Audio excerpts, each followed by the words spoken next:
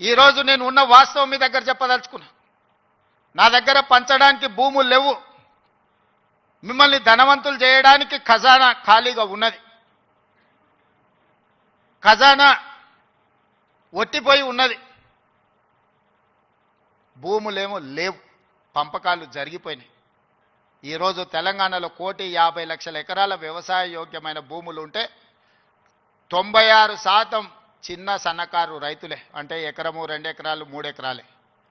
ఇప్పుడు agriculture ceiling act తెచ్చినా నేను గుంజుకోవడానికి గజం కాదు కదా, ఇంచు భూమి కూడా లేదు.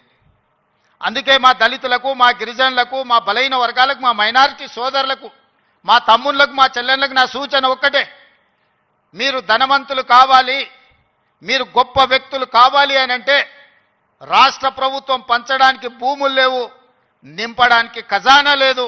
మీకు నేను ఇవ్వగలిగింది విద్య ఒక్కటే. నాణ్యమైన విద్యనే మీ తలరాతలను మారుస్తుంది.